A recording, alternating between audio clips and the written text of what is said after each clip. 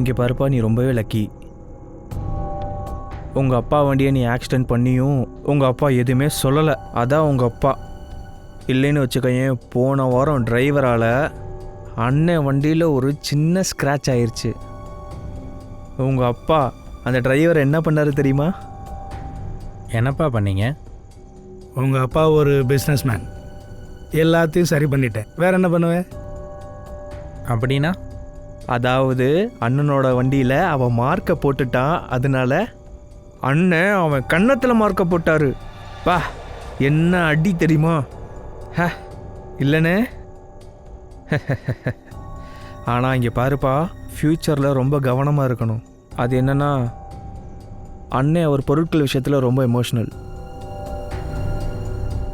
அட ஏய், என்ன ரெடி பண்ணுறியா இல்லை மூலையிலேருந்து குடிச்சிக்கிட்டு இருக்கிறியா? என் ட்ரிங்க்ஸை எடுத்துகிட்டு வா. சார் கொண்டு வரேன் சார்.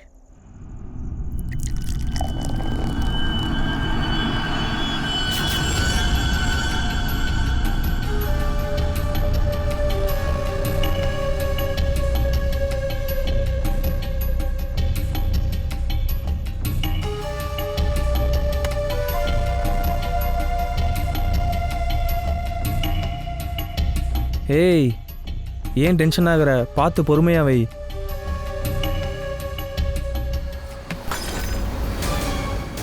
டேய் முட்டாள், என்னடா பண்ணி வச்சிருக்க? உன்னை இங்கேயே கொன்னுடுவேன். ஏய், விடு விடு, உட்கார் உட்கார்.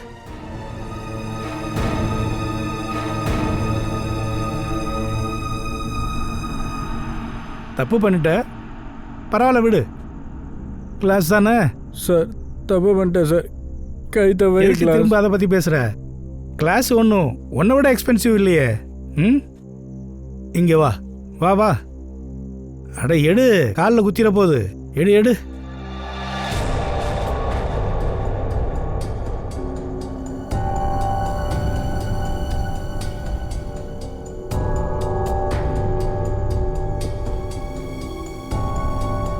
இங்கே பாரு, இந்த கிளாஸ் இருக்குல்ல, அது ஒரு பாக்ஸில் ஒரு டசன் இருக்கும். ஆனால் நீ எனக்கு ஒருத்தன் தானே இருக்க, லாயலாக இருக்கிற ஆள். ஆனால் ஒன்றை மாதிரி டசன் ஆள்களை விற்றாலும் அதுக்கு பதிலாக இந்த மாதிரி ஒரு கிளாஸ் கூட கிடைக்காது. புரிஞ்சுதா? சார் சம்பளம் அதிலிருந்து வேணாம். வாய மூடு. நீ செஞ்ச வேலைக்கு யார் உனக்கு சம்பளம் கொடுக்க போகிறாங்க? அட, உட்காந்து என்ன மூஞ்ச பார்த்துட்டு இருக்கிற? போய் இன்னொரு ட்ரிங்க் எடுத்துட்டு வா போ. நெல்லு, அடுத்த தடவை கிளாஸை கவனமாக கொண்டு வரணும். இல்லைன்னு வச்சுக்க, இந்த கிளாஸ் மாதிரி நீயும் உடஞ்சிருவ. ஒழுங்கு எடுத்துட்டு வா. ஹலோ ஹலோ, யாரையா பேசுறது? போய் ட்ரெஸ்ஸை மாற்றுங்க போங்க. நீ சொல்கிறது சரிதான், வா போகலாம். நட. ஹலோ, உனக்கு வாயில்லையா என்ன? Hello hello. ஐயோ, நான் உண்மையை தான் சொல்கிறேன். நான் எதுவுமே பண்ணலை. டேய், ஏன்டா இப்படி பண்ண? டேய், நான் உன்னை சும்மா விட மாட்டேன்டா, கொன்னுடுவேன். டேய் சொல்லுடா, என் அண்ணனை ஏன் கொன்ன? சொல்லு. டேய் டேய் டேய், நிறுத்துங்கடா. அவனை விடுங்க விடுங்க. அவனை விடுங்கன்னு சொல்றேன்ல, விடுங்க. டேய் நிறுத்துங்க. என்ன பண்றீங்க? என்னையா பண்ற? டேய் சும்மா இருடா. இவன் என் அண்ணனை கொன்னு இருக்கான். வாய் மூடு. அமைதியா இருங்க. எங்க வேலையை பார்க்க விடுங்க, நாங்க கண்டுபிடிக்கிறோம். சரி சொல்லுங்க, எக்ஸாக்டா இங்க என்னதான் நடந்தது? நீங்க ஏன் மோனா தான் அவரை கொன்னாருன்னு சொல்றீங்க? ஏன்னா அந்த நேரத்துல அவரையும் மோனுவையும் தவிர வேற யாருமே இல்ல சார். நீங்க எங்க இருந்தீங்க? நான் கீழே கிச்சன்ல குக்கோட இருந்தேன் சார். இவங்க ரெண்டு பேரும் மொட்டை மாடியில் தானே இருந்தாங்க? இல்லை சார், கீழே நாங்கள் எங்கள் ரூமுக்கு போயிருந்தோம். சார், இவன் என்னோட ட்ரெஸ்ஸில் ஒயினை கொட்டிட்டான். ட்ரெஸ்ஸை மாற்றிக்கிறதுக்காக நான் இவன் கூட கீழே போயிருந்தேன். அப்படின்னா நீங்க எல்லாரும் கொஞ்ச நேரம் கீழே போயிருந்தப்போ யாரோ நிர்ஜரை கொன்னு இருக்காங்க. ஐயோ சார், யாரோ இல்லை, இவன் தான் எங்கள் அண்ணனை கொண்டு இருக்கணும். என் அண்ணனோட ஒயின் கிளாஸை இவன் உடைச்சிட்டான். அதனால எங்கள் அண்ணன் இவன் அடிச்சிட்டாரு. பதிலுக்கு இவங்க அண்ணனை கொன்னுட்டான். இவன் தான் கொன்னுட்டான் சார். சாரை நான் கொல்லலை. நான் 2வது கிளாஸை தான் எடுக்க போயிருந்தேன். என் கண்ணுக்கு எதிராக தான் சாரை தாக்குனாங்க. பயந்து போய் கிளாஸை கீழே போட்டுட்டேன். உண்மையை தான் சார் சொல்கிறேன், நான் கொல்லலை. அட்டாக் நடக்கும்போது நீ பாத்தியா? ஆமாம் சார். சார் இவன் சொல்கிறத நம்பாதீங்க, இவன் உளறான். சார் நான் தான் சொல்றேனே, இவன் தான் கொலை பண்ணியிருக்கான். இவன் மூஞ்சியை பார்த்தாலே தெரியுது. இல்லை சார், நான் கொல்லலை. சார் என்ன மொதல் தடவையாக என்னை அடிக்கிறாரு? 10 வருஷமாக அவர்கிட்ட வாங்குறது தானே சார், அடி வாங்கிட்டு தான் இருக்கேன். இதுதான் சார் என் தலைவிதி. எனக்கு எது சார் அவ்வளோ தைரியம்லாம்? இல்லை சார், கொல்றதை விடுங்க, நான் அவர் மேலே கை கூட வைக்கலை. உண்மையை தான் சார் சொல்கிறேன். அப்ப என் புருஷனை கொன்னது யாரு? கடவுள் தான் கொன்னாரு. ஏய், என்ன சொல்ற? கடவுள் கொன்னாரா? அதான் சொல்கிறேன்ல சார், இவன் உளறான். ஒரு நிமிஷம், கடவுள் தான் கொண்டாருன்னு எப்படி சொல்ற? என்ன சொல்ல வர நீ? சொல்லு. அது வந்து சார் என் எய்த்தாப்பில் தான் நின்றுக்கிட்டு இருந்தார். நான் பார்த்துக்கிட்டு இருக்கும்போதே அவர் கழுத்து வெட்டுப்பட்டுருச்சு. கத்தியும் இல்லை, அருவாலும் இல்லை, வெப்பனே இல்லை சார். அந்த இடத்துல யாரையுமே பார்க்கல சார். வெப்பன் இல்லை? ஆமாம் சார், திடீர்னு அவர் கழுத்தில் வெட்டுப்பட்டுருச்சு. அநேகமாக கடவுள் தான் அவர் பண்ண தப்புக்கு தண்டிச்சிட்டாரு. உளற நிறுத்து. ஏய், சார் எங்க அண்ணனை இவன் தான் கொண்டிருக்கான், நான் தான் சொல்றேன்ல. அமைதியா இருங்க. சார் இவன் சொல்கிறது எப்படி சார் நீங்கள் நம்புறீங்க? நாங்கள் அவனை நம்புறோன்னு உங்ககிட்ட யார் சொன்னது? நாங்கள் என்ன செய்யணும் செய்யக்கூடாது எல்லாம் எங்களுக்கு நல்லா தெரியும். 2 பேரும் அமைதியா இருங்க. சார் இந்த மோனோவை புரிஞ்சுக்க முடியல. ஒருவேளை நடிக்கிறானோ? அபிஜித், இந்த மோனு நடிக்கிறதா இருந்தா வேற யாரு மேலேயாவது பழிய போட்டிருக்கலாம் இல்லையா? என்ன கடவுள் நடத்தின அதிசயம் சொல்லி இப்படி கண்டபடி கதையெல்லாம் சொல்ல மாட்டான் அவன். ஒருவேளை குழப்ப பார்க்குறானோ? ஒருவேளை அவன் இந்த ஒயின் கிளாஸோட உடஞ்ச கிளாஸை எடுத்து முதலாளியை கொண்டு இருக்கலாம் இல்லையா? அங்கிதா, ஒரு விஷயம் சொல்லுங்க. நீங்க உங்க வீட்டுக்குள்ள யாராவது வந்து போறத பாத்தீங்களா? இல்ல சார், வேற யாராவது வந்திருந்தா எனக்கு தெரிய வந்திருக்கும். நீங்கள் 2 பேரும் ஃபுல் டைம் உங்கள் ரூமில் தான் இருந்தீங்களா? ஆமாம் சார். இவங்க 2 பேரும் ரூமுக்கு போகிறது நீங்கள் பார்த்தீங்களா? ஆமா, அதோட அவங்களும் என்ன பார்த்தாங்க. வெளியால் யாரும் இங்கே வீட்டுக்குள்ளே வந்த மாதிரி தெரியலை. அப்போ இந்த வீட்டுக்கு வெளியே இருந்து நடந்திருக்க வாய்ப்பு இருக்கு இல்லையா? இந்த பைப் மூலியமா. ஃப்ரெடி, ஒரு வேலை பண்ணு. இங்க எல்லாருடைய ஸ்டேட்மெண்ட்டையும் வாங்கு. இந்த குக்கோட ஸ்டேட்மெண்ட்டும் மேட்ச் பண்ணி பாரு, எல்லாரும் உண்மைதான் சொல்றாங்களான்னு. அதோட அங்கிதா, நீங்க போய் உட்காருங்க. வாங்க வாங்க போகலாம். நிஜரோட கழுத்தை வெட்ட கொலகாரன் நிச்சயமா பக்கத்தில் வந்திருப்பான்ல. இவன் பக்கத்தில் எப்படி வந்தான்? சார், ஒருவேளை பைப் இல்லை ஏசி வெண்ட் மேலே ஏறி வந்திருக்கலாம். ஒரு வேலை பண்ணுங்க, அக்கம் பக்கத்தில் இருக்க ஆறுகள்கிட்ட எல்லாம் விசாரிச்சு பாருங்க. பைப்ல யாராவது ஏறி வர்றதை யாராவது பார்த்தாங்களான்னு கேட்டு பாருங்க. சார். ஃப்ரெடி, ஒரு வேலை பண்ணு. இந்த பில்டிங்கோட சிசிடிவி ஃபுட்டேஜை செக் பண்ணு.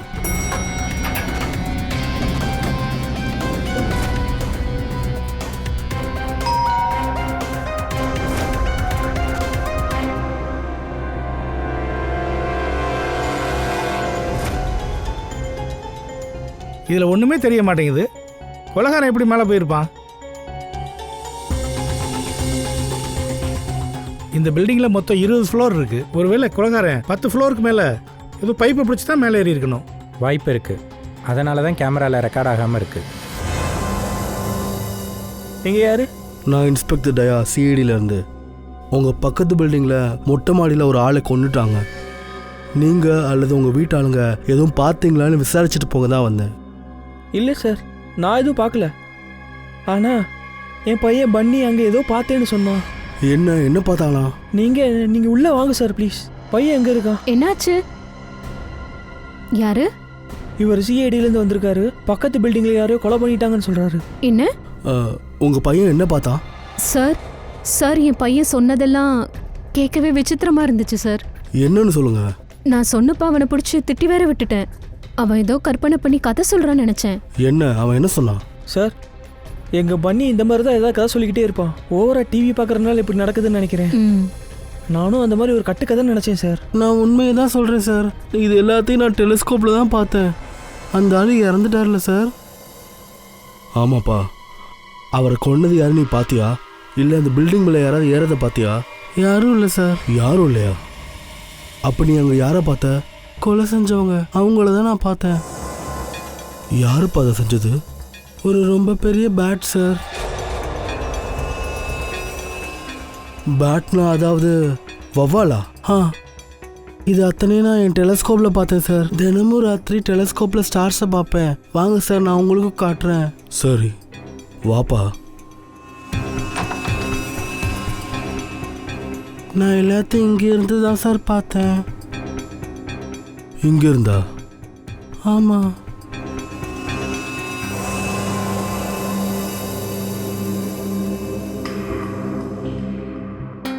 நான் நிஜமா பார்த்தேன் அங்கிள். தம்பி, உன்னோட ஃபேவரட் சூப்பர் ஹீரோ யாரு? பேட்மேன். ஓ, பேட்மேனா? ஓகே, நீங்கள் சிஐடிக்கு ரொம்ப பெரிய ஹெல்ப் பண்ணியிருக்கீங்க. தேங்க்யூ. கிளம்புறேன். பாய். Thank you sir.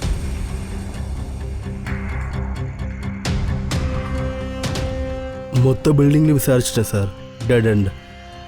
பில்டிங்கில் யாரும் ஏறலை, யாரும் பார்க்கலைங்கிறாங்க. சிசிடிவி ஃபுட்டேஜும் செக் பண்ணியாச்சு சார், ஒன்றுமே இல்லை. மனுஷங்களும் பார்க்கல, கேமராவும் பார்க்கல. இவன் கொலைகாரனா இல்லை மிஸ்டர் இண்டியாவா? ஃப்ரெடி, அந்த கொலகாரன் இந்த கிளாஸ் மாதிரி டிரான்ஸ்பரண்டாக இருந்திருக்கான். நம்ம மொத்த கேள்விக்கும் ஒரே பதில் தான், இந்த கிளாஸ். உங்கள் இண்டிஷன் 100% கரெக்டு.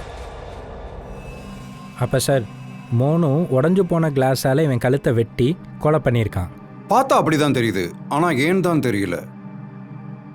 என் மனசுக்கு என்ன தோணுதுன்னா, நாம பார்க்குற மாதிரி இந்த கேஸ் அவ்வளவு சுலபம் இல்லை. இருக்கிற குழப்பம் பார்த்தாதுன்னு இவர் வர. இல்லை இல்லை, நான் என்ன சொல்ல வரேன்னா, அது ஒயினோட கிளாஸஸில் இருக்கிற பீசஸையும் இவன் கழுத்து காயத்தில் இருக்கிற கிளாஸ் பீசஸையும் ரெண்டும் ஒன்று தானான்னு செக் பண்ணி பார்த்துட்டேன். சரி, ரெண்டும் ஒன்று தான், ஆனால் டிஃப்ரெண்ட்டாக இருக்கு. சரங்கி இருக்கிற குழப்பம் போதும், என்னன்னு டைரக்டா சொல்லி தொலை. அட, விஷயம் ரொம்ப சிம்பிள் ப்ரோ.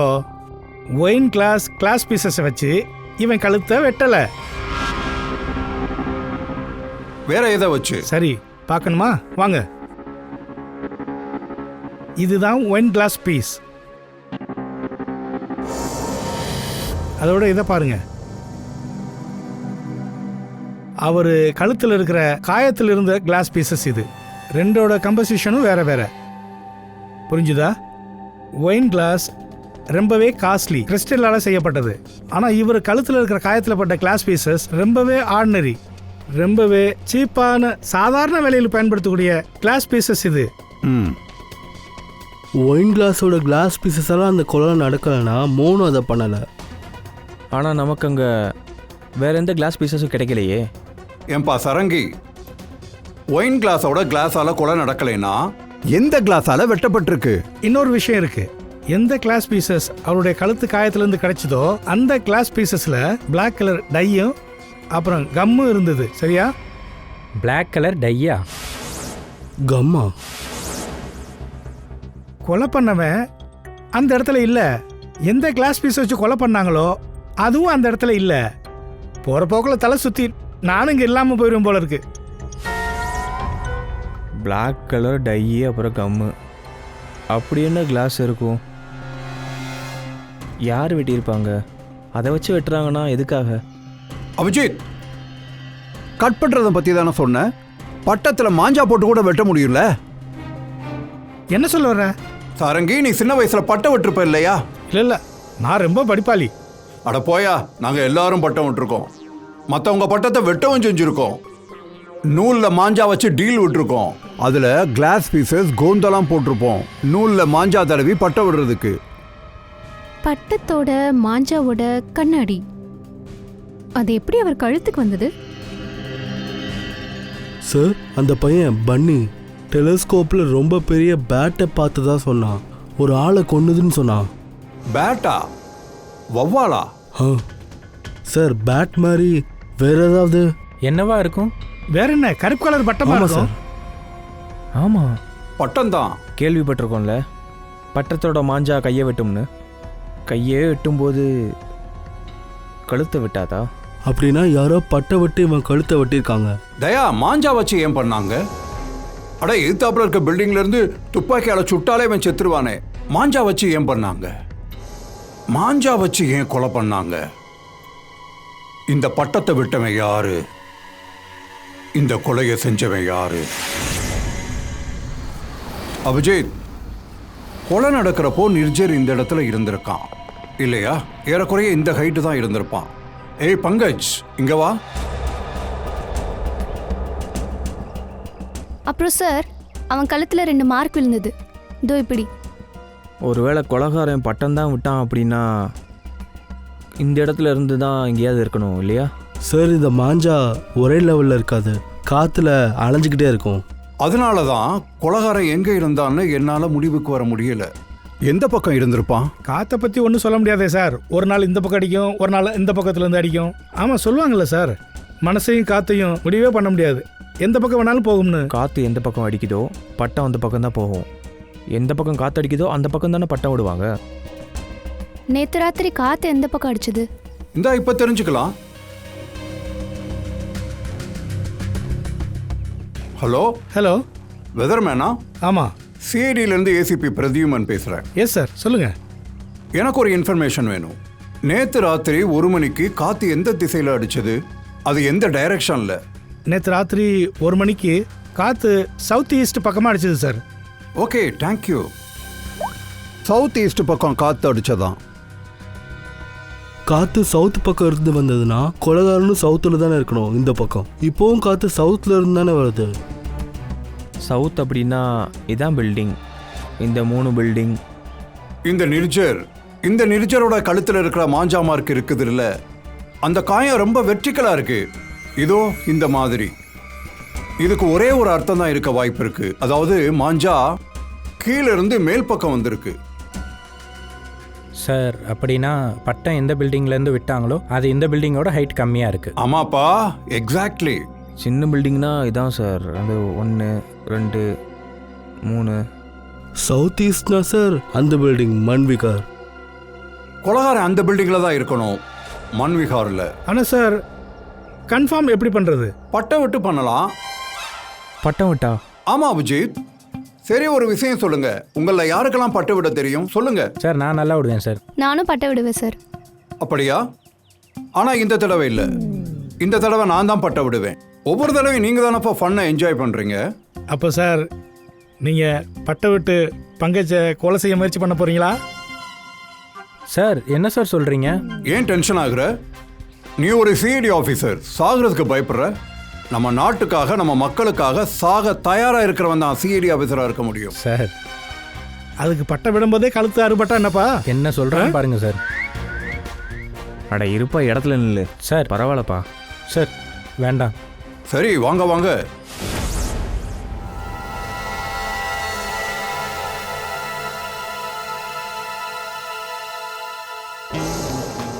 அபிஜித், நல்ல டீல் விடு, டீலை விடு.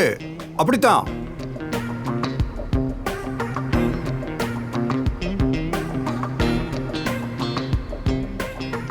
கலக்குறீங்க சார்.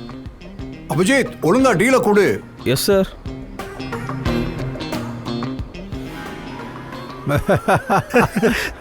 சார் அபிஜித் சார் பட்டத்தை வெட்டிட்டாங்க.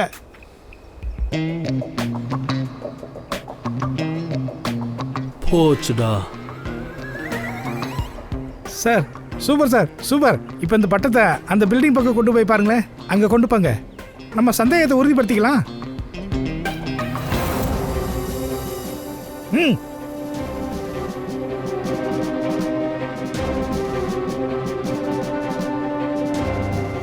அட இல்லையா, பிடி பிடி. அதுக்கு வாய்ப்பே இல்லை. எவ்வளவு விஷயத்தை கவனத்துல வச்சுக்க வேண்டியிருக்கு. காத்து வர திசை, ஆங்கிள், ஹைட். சார் உங்களாலேயே முடியலன்னா இது எனக்கு பாசிபிள்னு தோணலை. சார் சரோங்கி சொன்னதும் கரெக்ட் தானே, கழுத்து மாஞ்சாவால் தான் வெட்டப்பட்டிருக்கு. ஒருவேளை அது மாஞ்சாவா இருந்து பட்டம் இல்லாம இருந்தா? இந்த நிர்ஜரோட கேஸை வேறு விதமா தான் சால்வ் பண்ணி ஆகணும். வேறு விதமாவா? ஆ, நிர்ஜர் செத்தா யாருக்கு அதிகமான ப்ராஃபிட்னு பாருங்க, அந்த ஆளை கண்டுபிடிக்கணும். சார் உங்களோட பெர்மிஷன் இருந்தால் இந்த பிளான்லாம் சேஞ்ச் பண்ணுறதுக்கு முன்னாடி நான் ஒரு ஆள்கிட்ட பேச விரும்புகிறேன். யாருக்கிட்ட? பேர் தெரியாது, தேடி பார்க்கணும்.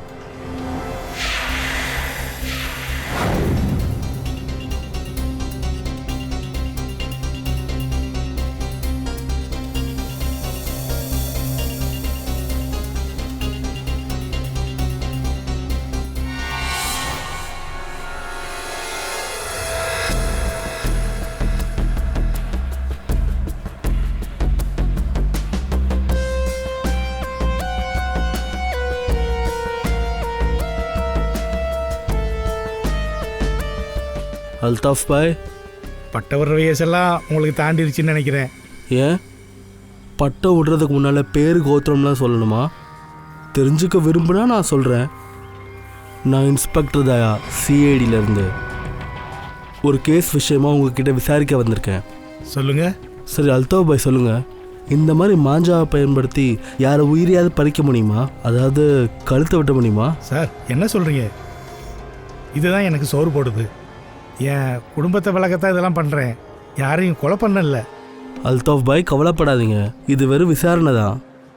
நான் இந்த மொத்த பஸார்லேயும் விசாரித்து பார்த்துட்டேன். இந்த பட்டம் மாஞ்சாவை பற்றி தான் உங்களுக்கு தான் நல்லா தெரியும்னு சொன்னாங்க. என்னோட கேள்விக்கு பதில் சொல்வீங்களா? பல தடவை கேள்விப்பட்டிருக்கேன். பேப்பர்லேயும் நான் படிச்சிருக்கிறேன். இந்த மாஞ்சாவால் ஜனங்களோட கையில் வெட்டுப்பட்டிருக்குன்னு. ஒருவேளை மாஞ்சாவை ரொம்ப வேகமாக அனுப்பும்போது உயிர் போக வாய்ப்பு இருக்கா? சார், கடந்த பல வருஷங்களில் நிறைய கேசஸ் வந்திருக்கு. மாஞ்சாவை ரொம்ப வேகமாலாம் விட முடியாது. இதே பாருங்களேன், இந்த மாதிரி மாஞ்சா தான் ரெடி பண்ணுறாங்க. நைலானால், கிளாஸ் இல்லை. ரொம்ப சீப்பாகவும் இருக்கும். பட்டத்தை பறக்க விடவும் ரொம்ப ஜாலியாக இருக்கும். பாய், கிளாஸை பயன்படுத்தி வேகமாக போகிற மாஞ்சாவை பயன்படுத்துகிற ஆள் இருப்பாங்கள்ல, வாங்கவும் ஆள் இருக்குமே. யாருக்கும் தெரியாமல் நிறையா திருட்டு வேலை செய்கிறாங்களே. எனக்கு அப்படி தோணலை சார். இந்த மாஞ்சா பண்ணவன் ஒருத்தனாக இருக்கிறதுக்கு வாய்ப்பு இல்லை. ஒருவேளை அப்படி செய்கிறதா இருந்தாலும் கிளாஸ் பவுடரை அவனே தான் ரெடி பண்ணணும். அவனே தான் அதை அப்ளை பண்ணி ஆகணும். ரொம்ப எச்சரிக்கையாக பண்ண வேண்டிய வேலை அது. அதில் விரல் கூட வெட்டப்படும். 30 வருஷத்துக்கு முன்னாடி எங்கள் கிராமத்தில் இந்த மாதிரி வேகமாக நாங்கள் மாஞ்சா செய்வோம். ஆனால் இந்த காலத்தில் பசங்கக்கிட்ட அவ்வளோ டைம் இல்லை, பொறுமையும் இந்த இல்லை. காலத்து பசங்க பண்ண மாட்டாங்க தான். ஒருவேளை இந்த கொலைகாரன் உங்கள் வயசுக்காரராக இருந்தா? சரி சொல்லுங்கள், இந்த மாதிரி மாஞ்சா பண்ணுறதுக்கு என்ன பொருள் பயன்படுத்துகிறீங்க? எந்த பொருள் கிடைச்சாலும் பயன்படுத்துவோம். அதோட இது இருக்குல்ல, இது ரொம்பவே சீப்பானது. பல்பு பீஸை வச்சு கூட இதை செய்வாங்க. ஏன் டீப்லைட் உடச்சி கூட இது மேலே போடலாம், நல்ல பவுட்ரு பண்ணி. கண்ணாடியை வச்சு தெரிஞ்சுக்கிறது கஷ்டம்.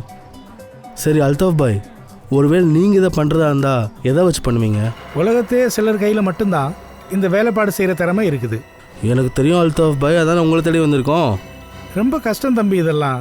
பட்டத்தை எந்த பக்கம் விடுறோம்னு கவனிக்கணும், எந்த ஹைட்டுக்கு அனுப்பணும், காற்றோட திசை, அதோட வேகம் எல்லாம் தெரிஞ்சிருக்கணும். அப்போ தான் சரியாக குறி வைக்க முடியும். நன்றி அல்தாஃப் பாய், ரொம்ப நன்றி.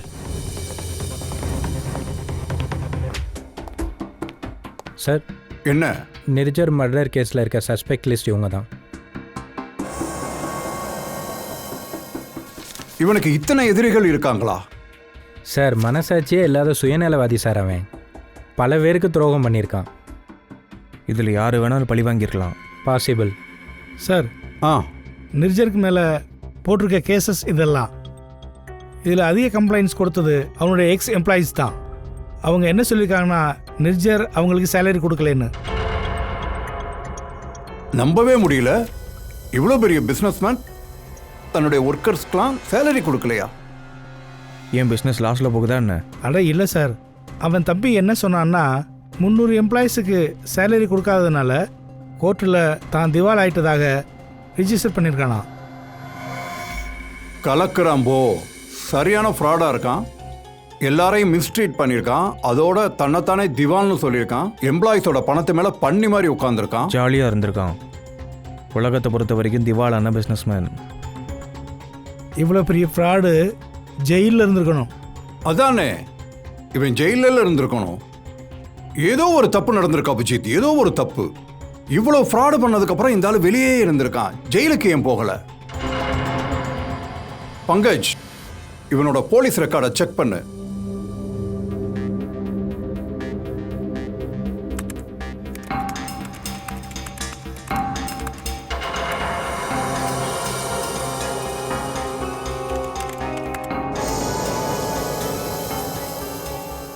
சார், போலீஸ் ரெக்கார்டு இருக்கு. என்னது? பாரு. 5 வருஷத்துக்கு முன்னாடி நிர்ஜரை கஸ்டடியில் எடுத்திருக்காங்க. பாரு. ஆனால் சார், வெறும் 1 மணி நேரத்துக்கு தான். என்ன? வெறும் 1 மணி நேரத்துக்கா? கலக்குறான் சார். 1 மணி நேரத்துக்குலாம் யார் ஜெயிலுக்கு போவா? இவ்வளோ பெரிய ஃப்ராடு 1 மணி நேரம் தான் ஜெயிலுக்கு போனானா? அட, இவன் ஃப்ராடு தனத்துக்காக உள்ளே போகலை, ஹிட் அண்ட் ரன் கேஸ்க்காக உள்ளே போயிருக்கான். யார் அடிச்சிருக்கான்? இதில் பெருசாக வேறு எந்த டீட்டெயில்ஸும் இல்லை. அரெஸ்டிங் ஆஃபீஸர் யாருன்னு பாரு. Inspector Rana, Versova police station. எப்படி இருக்கீங்க ராணா சார்? ஆ நல்லா இருக்கேன், சொல்லுங்கள். இந்த ஃபோட்டோவை பாருங்க ராணாவ். இவன் பேர் நிர்ஜர். அப்புறம் 5 வருஷத்துக்கு முன்னாடி ஒரு கேஸ்க்காக அரெஸ்ட் பண்ணியிருக்கீங்க. ஆ எனக்கு ஞாபகம் இருக்குது. இவனை நான் ஹிட் அண்ட் ரன் கேஸில் அரெஸ்ட் பண்ணேன். ஆக்சிடெண்ட்டா? யாரோட ஆக்சிடெண்ட் அது? யாரோ ஒரு சின்ன பையனோட ஆக்சிடெண்ட். அப்புறம் தான் தெரிய வந்தது அந்த தப்பு அந்த சின்ன பையனோடதுண்டு. குழந்தையோட தப்பா? எப்படி? குழந்தை தெரியாமல் ரோட்டுக்கு வந்து இந்த கார் மேலே மோதிடுச்சு. ஓ அப்படியா? குழந்த ஓடி வந்திருக்கா? சரி, என்னாச்சு? குழந்தை அதுவாக வந்ததா இல்லை யாரோ பின்னாடி துரத்திட்டு வந்தாங்களா? சார், பட்டத்துக்கு பின்னால். பட்டமா? ஆமாம் சார், பட்டத்தை பிடிக்கிறதுக்காக அந்த குழந்தை மேலே பார்த்துட்டே ஓடி இருக்கு. எப்போ ரோட்டுக்கு வந்துச்சுன்னு அதுக்கு தெரியலை. உங்களுக்கு நல்லா ஞாபகம் சுத்தி சார். இத்தனை வருஷத்துக்கு அப்புறம் நிர்ஜரோட கேஸ் உங்களுக்கு நல்லா ஞாபகம் இருக்கே. இந்த மாதிரி மனசாட்சியே இல்லாத மனுஷனை யார் சார் மறக்க முடியும்? மனசாட்சி இல்லையா? ஏன் அப்படி சொல்கிறீங்க? ஆக்சிடென்ட் செஞ்சதில் அவன் தப்பு இல்லைன்னு ஒத்துக்கிறேன். அட்லீஸ்ட் அந்த குழந்தையோட நிலைமை என்னன்றதாவே என் தெரிஞ்சுக்கணும்ல. அந்த ஆளுக்கு குழந்தைய விட டயத்துக்கு மீட்டிங் போடுறது தான் முக்கியமாக இருந்தது. அந்த குழந்தையோட அப்பாவை எனக்கு இப்பயும் ஞாபகம் இருக்குது. ஏன், ஏதாவது நடந்ததா? எதுவும் இல்லை. எதுவும் இல்லையா? புரியலை. அவன் எதுவுமே பண்ணல, அதான் ஞாபகம் இருக்குது. அவன் எதுவும் கேட்கவும் இல்லை, எதுவும் சொல்லலை. நிர்ஜரை ரிலீஸ் பண்ணுறோன்னு அவனுக்கு தெரிய வந்ததுக்கப்புறம் கூட எதுவுமே நடக்காத மாதிரி போலீஸ் ஸ்டேஷன் முன்னாடி அவன் நின்றுக்கிட்டு இருந்தான். அதுக்கப்புறம் அவனாவே போயிட்டான். அவனுடைய ஃபோட்டோ இருக்கா உங்ககிட்ட? சார், அது ஒரு open ended case sir. Accident நிரூபணம் ஆனதுக்கப்புறம் விசாரணை பண்ணணும்னு எதுவும் அவசியம் இல்லை. அப்படியா? அட்லீஸ்ட் பேராவது எழுதியிருப்பீங்களே. எஸ் சார், ஒரு நிமிஷம். அந்த நிர்ஜர் கேஸோட ஃபைல் கொண்டு வாங்க.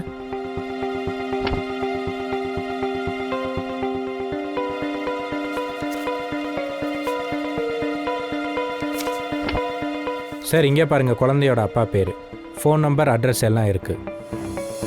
பவன்குமார், சங்கர் நகர், ஃப்ரெடி. அட்ரஸ், ஃபோன் நம்பர்லாம் நோட் பண்ணிக்கோ.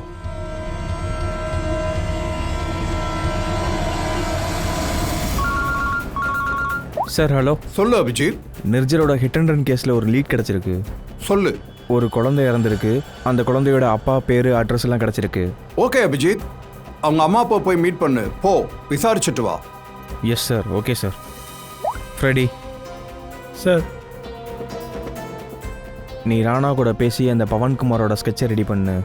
அதுக்குள்ளே வீட்டுக்கு போய் பார்க்குறேன். சார், என்னாச்சு சார்? காலையில் பட்டம் விட போகிறீங்க, இப்போ விசாரிக்கிறீங்க. இப்போ என்னாச்சு? நீங்கள் இத்தனை பேர் தான் இருக்கீங்களா? இதில் 5 கார்டு போட்டிருக்கு. 5ஆவது இல்லைங்க? ஆமாம் சார், சங்கர் கொஞ்ச நாளைக்கு முன்னாடி வேலைக்கு வந்தான். திடீர்னு இன்னைக்கு காலையில் வேலையை விட்டு போயிட்டான் சார். வேலையை விட்டு போயிட்டானே? ஏன் தெரில சார், கிராமத்துலேருந்து ஏதோ கெட்ட செய்தி வந்துச்சுன்னு சொன்னான். எதுவும் சொல்லாமல் போயிட்டான். சார், நேற்று ராத்திரி கொலை நடக்கும்போது சங்கர் இங்கே தான் இருந்தான். அதுக்கப்புறம் தான் வீட்டுக்கு போனான். சரி, இந்த சங்கரோட ஃபோட்டோ எதுவும் இருக்கா உங்கள்கிட்ட? ஃபோன் நம்பர், அட்ரஸ் ஏதாவது? ஃபோட்டோ இல்லை சார், ஆனால் அட்ரஸ் இருக்குது. இதோ இங்கே பாருங்கள்.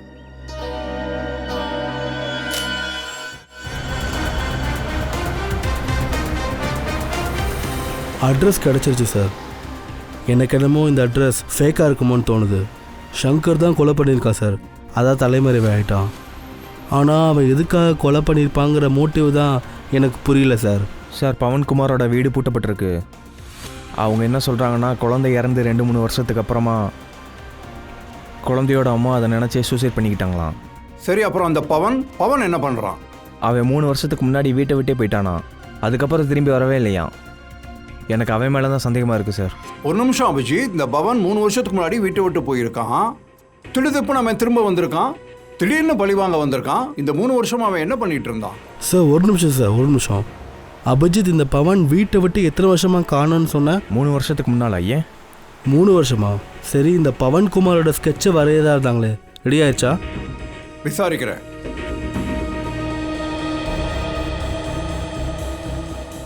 என்ன ராணே, இன்னும் எவ்வளோ நேரம்? இப்போ முடிஞ்சிடும் சார். குட். தயா, இன்னும் கொஞ்சம் டைம் எடுக்கும். ஆமா, எதுக்காக கேட்குற? ஒன்றும் இல்லை சார், எனக்கு எல்லாம் புரிஞ்சிருச்சு. இந்த கேஸ் கண்ணாடி மாதிரி தெளிவாக இருக்குது. கண்ணாடி மாதிரி தெளிவா இருக்கா? என்ன சொல்ல வர்ற நீ? நான் ஒரு முக்கியமான வேலையை மறந்துட்டேன் சார். நான் கொஞ்ச நேரத்தில் பியூரோக்கு வரேன். சரி, சீக்கிரம் வந்து சேரு.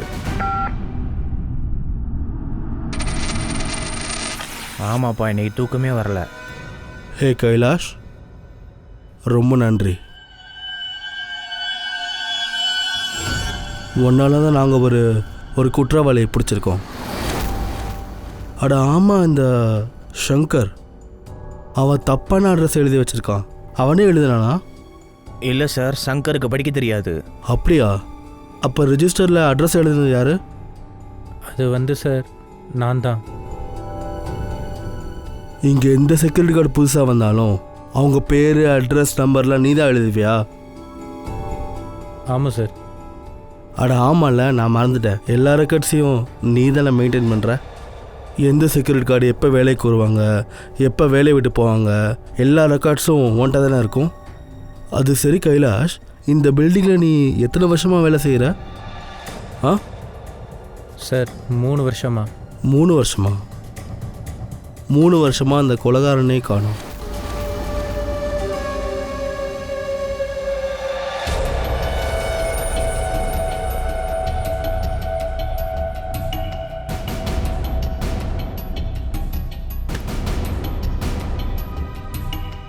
நிர்ஜரை கொலை பண்ண குற்றத்துக்காக நான் உன்னை அரெஸ்ட் பண்ணுறேன், பவன்குமார். பவன்குமார் சார், என்னோட பேர் கைலாஷ் சார். அநேகமாக உங்களுக்கு ஏதோ குழப்பம்னு நினைக்கிறேன் சார். நீங்கள் தப்பாக சொல்கிறீங்க. ஆனால் எனக்கு எந்த குழப்பமும் இல்லை மிஸ்டர் பவன்குமார். அட என்னங்க சார், நீங்கள் உங்களுக்கு ஆள் கிடைக்கலன்னு ஒரு ஏழையை மாட்டியோட பார்க்குறீங்களா? அப்படியா?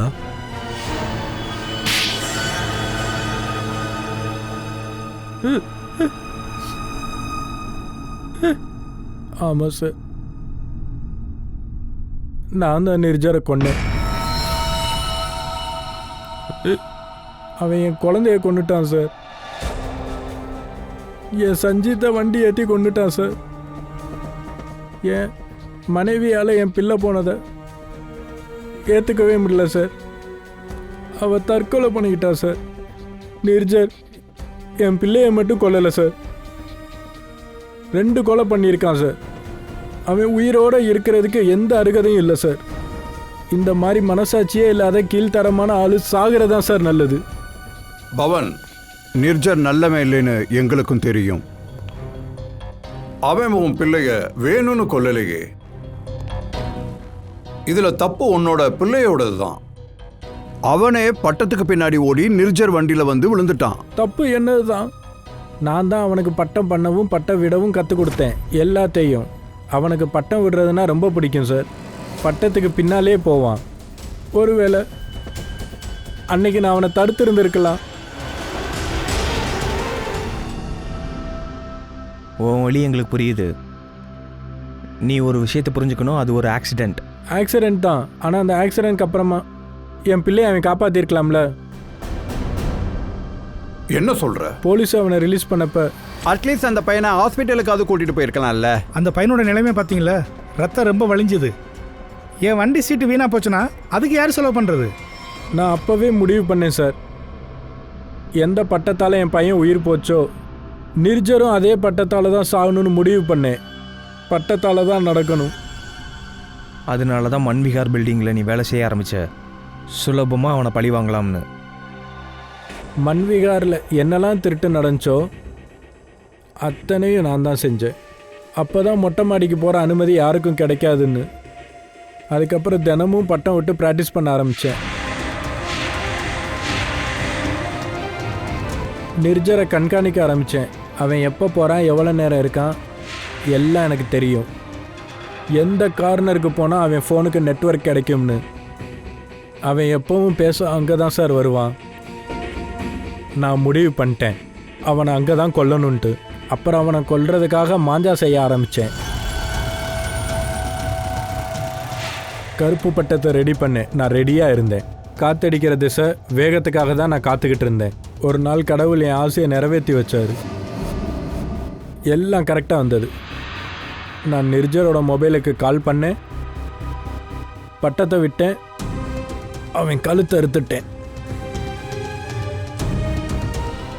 எந்த மாஞ்சா வச்சு நீ நியாயம் கிடைக்கணும்னு ஆசைப்பட்டியோ அந்த மாஞ்சா தான் உன் வாழ்க்கையோட நிலைமையவே மாத்திடுச்சு. உனக்கு ரொம்ப கடுமையான தண்டனை கிடைக்கும். ஹாய் பன்னி, இது உங்களுக்கு. இது எதுக்காக? கேஸ் சால்வ் பண்ண எங்களுக்கு ஹெல்ப் பண்ணதுக்காக இது எங்கள் சார்பாக ஒரு தேங்க்யூ கிஃப்ட். ஆனால் பட்டை விடும் போது ரொம்ப ஜாக்கிரதையாக இருக்கணும். அம்மா அப்பா கூட இருக்கும்போது மட்டும்தான் பட்டை விடணும், சரியா? நீ எப்படி டெரேஸில் போய் ஸ்டார்ஸ் பார்ப்பியோ, நீ இந்த பட்டை விடும் போதெல்லாம் நான் பார்ப்பேன். ப்ராமிஸ்? ப்ராமிஸ்.